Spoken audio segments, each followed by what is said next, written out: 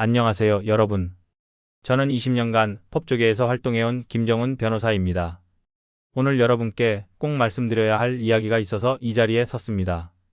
그동안 변호사로 활동하면서 특히 금융사기와 보이스피싱 사건을 전문적으로 다뤄왔어요. 검찰청과 금융감독원 자문위원도 역임했고 지금까지 처리한 보이스피싱 피해자만 200명이 넘습니다. 제 나이 또래분들이 많이 당하시는 걸 보면서 정말 가슴이 아팠어요. 그래서 직접 나서서 여러분께 실질적인 도움을 드리고 싶었습니다. 혹시 최근 뉴스 보셨나요? 올해 1월부터 8월까지 단 8개월 만에 보이스피싱 피해액이 무려 8,856억 원을 넘어섰습니다. 작년 한 해 전체 피해액보다도 더 많은 액수예요. 하루 평균 37억 원씩 우리 국민들이 당하고 있다는 뜻입니다. 더 충격적인 건 검찰 사칭 보이스피싱 상담이 최근 1년 사이 3배나 늘었다는 겁니다. 이제는 진짜 구속영장처럼 보이는 위조 문서까지 보내고 실제 검사 사진까지 도용해서 속이고 있어요. 제가 지난달에 상담받은 76세 할머니 이야기를 잠깐 들려드릴게요. 이 할머니께서 검찰청에서 왔다는 전화를 받았는데 상대방이 할머니 성함, 주소, 심지어 자녀분 이름까지 정확히 알고 있더랍니다. 그러면서 어머님이 보험금 사기에 연루되셨는데 지금 당장 조치하지 않으면 내일 구속영장이 나갑니다 라고 했대요. 무서워서 떨고 계시는데 상대방이 안전을 위해 모텔에서 대기하면서 전화를 받고 계세요. 가족들과 연락하면 사건이 커집니다 라고 했답니다. 할머니는 정말로 모텔에 가서 하루 종일 그들과 전화를 주고받으며 3,200만 원을 송금했어요. 여러분, 이게 바로 요즘 셀프 감금 방식이라고 불리는 신종 수법입니다. 더 이상 보이스피싱은 단순한 전화 사기가 아니에요. 수법이 날로 교묘해지고 있고 누구든 당할 수 있습니다. 하지만 미리 알고 대비하면 대부분의 피해는 막을 수 있어요. 오늘 제가 20년 법조 경험과 수백 건의 보이스피싱 사건을 처리한 노하우를 모두 공개하겠습니다. 자, 그럼 먼저 보이스피싱이 뭔지부터 정확히 알아봅시다. 보이스피싱은 보이스 음성화 피싱 낚시의 합성어예요. 전화를 통해 개인정보를 빼내거나 돈을 가로채는 사기 수법이죠. 예전엔 당신이 복권에 당첨됐습니다. 이런 식의 단순한 수법이었는데 지금은 완전히 달라졌어요. AI 기술까지 동원해서 실제 공무원 목소리를 흉내내고 정교한 문서까지 만들어서 보내고 있습니다. 특히 요즘은 스미싱과 결합된 형태가 많아요. 스미싱은 SMS 문자와 피싱을 합친 말인데 문자로 일단 링크를 보내서 악성 앱을 설치하게 한 다음 전화로 본격적인 사기를 치는 거예요. 더 무서운 건 이제 딥페이크 기술까지 사용한다는 겁니다.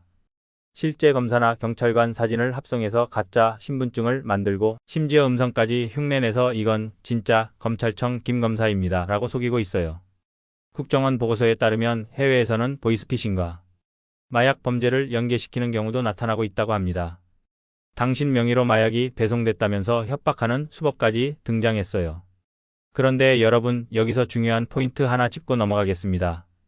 이들이 왜 이렇게 수법을 고도화시키는 걸까요? 답은 간단해요. 그만큼 효과가 있기 때문입니다. 특히 우리 시니어층이 공공기관에 대한 신뢰가 높고 법적인 문제에 민감하다는 심리를 악용하는 거예요. 이제 제가 직접 처리한 실제 사례들을 말씀드리겠습니다. 이름이나 개인정보는 모두 변경했지만 수법은 그대로예요. 첫 번째 사례 위조 구속영장 사건. 67세 박모 씨께서 오후 2시쯤 서울중앙지검 김 검사라는 사람으로부터 전화를 받았습니다. 상대방이 박 씨의 이름, 주민번호 뒷자리, 주소를 정확히 알고 있더라고요. 박 선생님, 선생님 명의로 된 계좌에서 보험금 사기가 적발됐습니다. 지금 수사 중인데 협조하지 않으시면 내일 구속영장이 발부될 예정입니다. 박 씨가 저는 그런 일 한 적 없습니다 라고 하니까 그렇다면 결백을 증명하셔야죠. 지금 카카오톡으로 구속영장 사진을 보내드릴 테니 확인해 보세요 라고 했대요. 받은 문서를 보니까 정말 법원 도장도 찍혀 있고 박 씨 이름으로 된 구속영장이더라고요. 물론 완전한 위조였지만 일반인이 보기엔 진짜와 구별이 안 될 정도로 정교했어요. 그래서 박 씨가 겁이 나서 어떻게 하면 되냐고 하니까 금융감독원 직원을 보내드릴 테니 그분 안내에 따라 계좌를 정리하시면 됩니다 라고 했답니다. 결국 2,800만 원을 송금했어요. 여기서 포인트는 뭘까요? 위조 문서를 제시해서 신뢰성을 높이고 즉시 해결책까지 제시한 겁니다. 피해자를 불안하게 만든 후 바로 해결책을 주면 사람들이 생각할 여유 없이 따르게 되죠. 두 번째 사례 셀프 감금 방식. 72세 최 할머니 사건입니다. 경찰서 수사관이라는 사람이 전화해서 할머니가 조직폭력배 수사에 연루되셨는데 생명이 위험할 수 있습니다. 라고 했어요. 그러면서 안전을 위해 모텔이나 호텔에 가서 외부와 연락을 차단하고 계세요. 가족들과 연락하면 범죄 조직에 노출될 수 있습니다. 라고 했답니다. 할머니가 진짜로 모텔에 가니까 이들이 계속 전화해서 지금 할머니 계좌를 안전계좌로 옮겨야 합니다. 우리가 안내해 드릴게요. 라고 했어요. 하루 종일 모텔에서 나오지도 못하고 4,100만 원을 보냈습니다. 이게 바로 셀프 감금 수법이에요. 피해자를 외부와 격리시켜서 도움을 요청하지 못하게 하는 거죠. 세 번째 사례 악성 앱 설치 유도. 65세 이 씨는 금융감독원에서 보냈다는 문자를 받았어요. 계좌 이상 거래 확인됨. 안전점검 앱 설치 필요 이런 내용이었죠. 링크를 눌러서 앱을 설치했는데 이게 바로 원격제어 악성 앱이었어요. 이 앱이 설치되면 스마트폰을 완전히 조작할 수 있게 됩니다. 화면도 보고 문자도 보고 심지어 통화까지 도청할 수 있어요. 그 다음에 금감원 직원이라는 사람이 전화해서 지금 이 씨님 휴대폰으로 인증번호가 갈 텐데 저한테 알려주세요 라고 했답니다. 이 씨는 아무 의심 없이 인증번호를 알려줬고 그 즉시 계좌에서 1,900만 원이 빠져나갔어요. 네 번째 사례 마약 연계 협박. 68세 김 씨는 대검찰청 마약수사부라는 곳에서 전화를 받았습니다.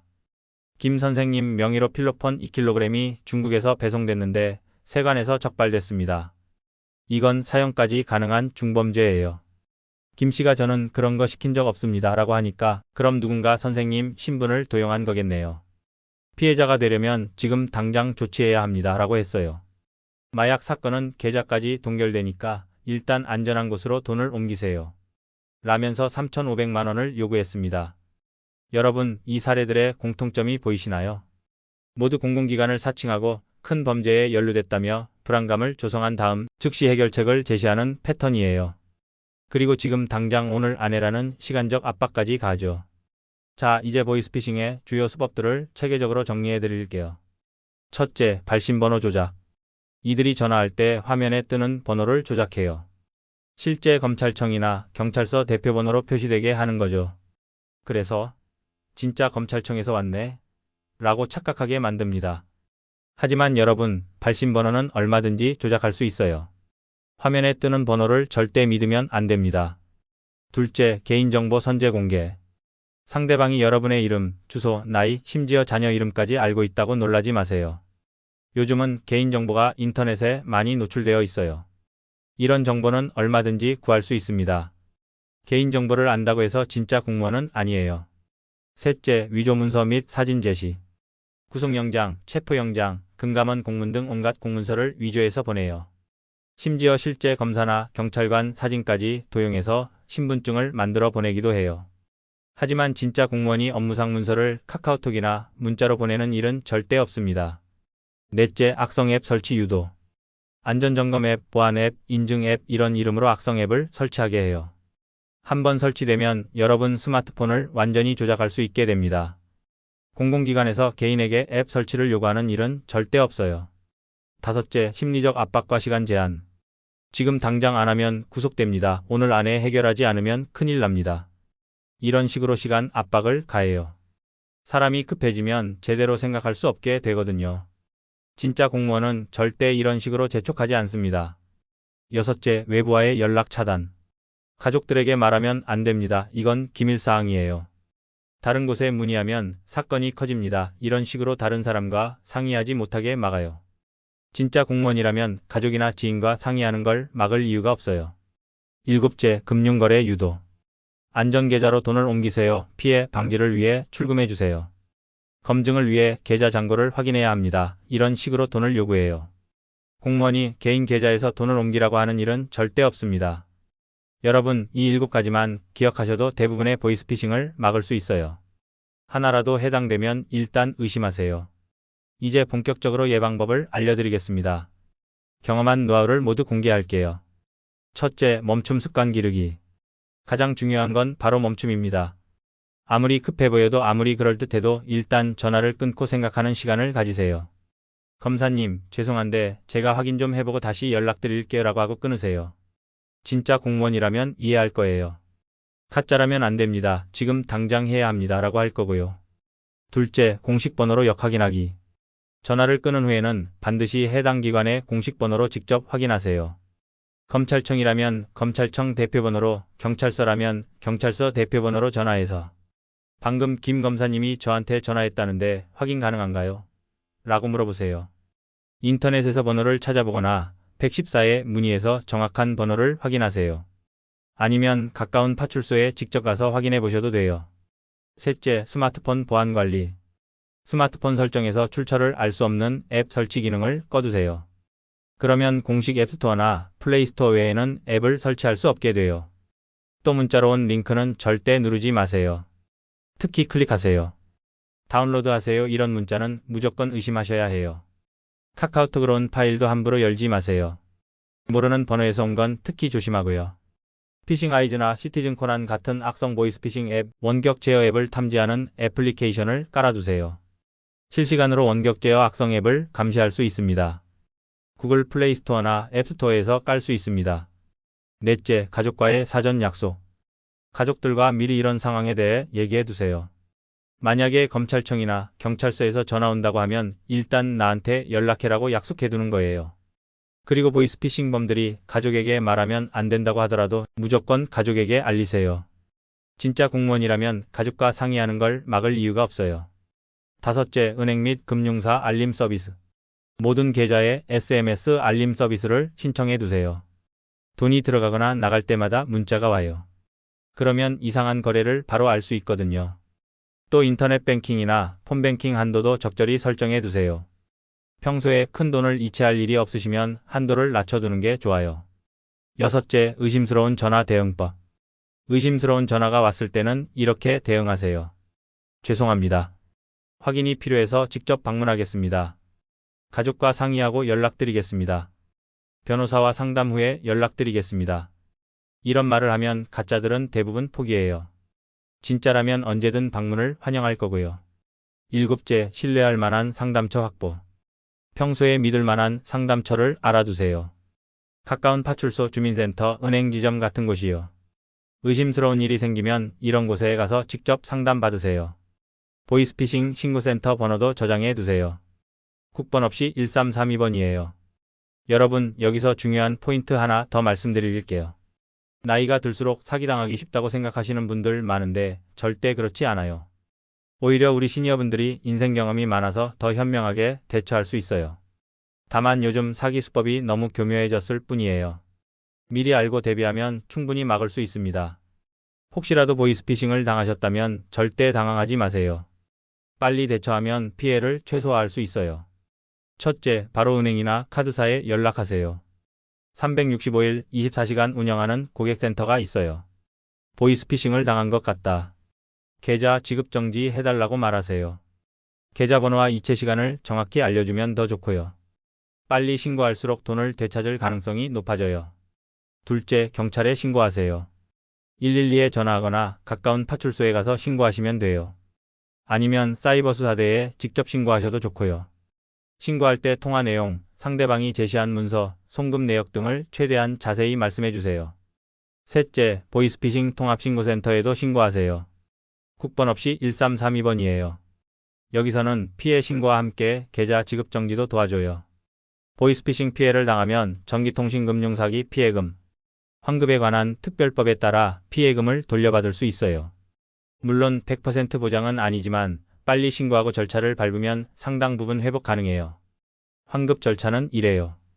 경찰서에 피해 신고, 금융회사에 지급정지 요청, 피해 신고 확인서 발급받기, 환급 신청서 제출, 피해자 배분 절차. 이 과정에서 필요한 서류들이 있어요. 통화 녹음 파일이 있으면 가장 좋고 없으면 통화 기록이라도 캡처해 두세요. 송금 내역, 상대방이 보낸 문서나 사진도 모두 보관하고요. 인터넷에 보이스피싱 제로를 치고 들어가 보세요. 최근 3년 이내에 보이스피싱 피해를 당하셨다면 생활비 지원금을 신청해서 받을 수 있어요. 신청 시 유의사항을 잘 살펴보시고 홈페이지에서 필요한 서류를 잘 준비하신 후 이메일이나 팩스로 신청하시면 돼요. 매달 선착순으로 받고 있으니 일일에 신청하시는 것이 좋겠죠. 생활비 지원 외에도 법률 상담, 심리 상담, 예방교육 등 다양하게 지원하고 있으니 자세히 살펴보시면 도움을 받으실 수 있을 거예요. 형사고발뿐만 아니라 민사소송도 가능해요. 다만 보이스피싱범들이 대부분 해외에 있거나 신원을 숨기고 있어서 실제로는 어려운 경우가 많아요. 그래서 형사고발로 수사기관이 범인을 잡게 하는 게 우선이고 민사는 범인이 잡힌 후에 고려하시는 게 좋아요. 보이스피싱을 당하면 많은 분들이 자책하세요. 내가 어떻게 이런 걸 당했을까? 너무 바보 같다 이런 생각을 하시는데 절대 그렇지 않아요. 요즘 사기 수법이 정말 교묘해요. 전문가인 저도 실제 사례를 보면 이건 당할 만한 애라고 생각할 정도거든요. 자책하지 마시고 빨리 신고해서 피해를 최소화하는 데 집중하세요. 그리고 주변 사람들에게도 알려서 다른 피해자가 생기지 않도록 도와주세요. 만약 가족 중에 보이스피싱을 당한 분이 계시다면 절대 비난하지 마세요. 오히려 빨리 신고하고 대처할 수 있도록 도와주세요. 나이 드신 부모님이 당하셨다고 해서 어떻게 그런 걸 믿어라고 하시면 부모님이 더 위축되고 다른 피해까지 숨기게 될 수 있어요.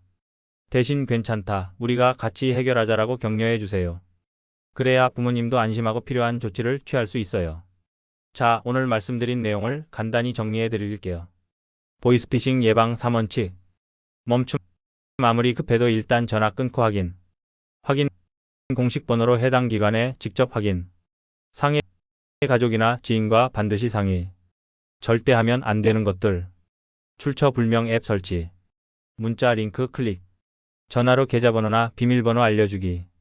타인 명의 계좌로 돈 송금. 혼자서만 해결하려고 하기. 당했을 때 즉시 할 일. 은행 카드사 고객센터에 지급정지 요청. 경찰서 또는 112 신고. 보이스피싱 신고센터 1332 신고. 증거자료 수집 및 보관. 여러분, 보이스피싱은 예방이 최선이지만 만약 당하더라도 빨리 대처하면 피해를 줄일 수 있어요. 혼자 끙끙 앓지 마시고 적극적으로 도움을 요청하세요. 그동안 법조계에서 활동하면서 정말 많은 보이스피싱 피해자분들을 만났어요. 그때마다 가슴이 아팠고 미리 알았더라면 당하지 않았을 텐데라는 생각을 많이 했습니다. 그래서 오늘 이 영상을 준비했어요. 여러분께서 이 정보를 혼자만 알고 계시지 마시고 주변 가족들, 친구들, 이웃들에게도 꼭 알려주세요. 특히 우리보다 나이가 많으신 부모님들께도 이 영상을 보여드리시고 자주 안부 전화도 드리세요. 요즘 이상한 전화 안 왔어? 이렇게 물어보시는 것만으로도 큰 도움이 돼요. 여러분의 구독과 좋아요가 더 많은 분들에게 이 정보를 전달하는 데 큰 힘이 됩니다. 꼭 눌러주시고 주변에 도움이 필요한 분들이 계시면 이 영상을 꼭 공유해주세요. 마지막으로 한 말씀만 더 드릴게요. 나이가 들었다고 세상 물정을 모른다고 절대 생각하지 마세요. 여러분은 충분히 현명하고 똑똑하세요. 다만 세상이 바뀌어서 새로운 수법들이 나오는 것뿐이에요. 미리 알고 대비하면 충분히 막을 수 있습니다. 오늘 배운 내용들을 잘 기억해 두시고 의심스러운 일이 생기면 주저하지 마시고 도움을 요청하세요. 여러분의 안전하고 평안한 일상을 위해 앞으로도 계속 유익한 정보를 전해드리겠습니다. 오늘도 시청해 주셔서 감사하고 다음 영상에서 또 뵙겠습니다. 고맙습니다.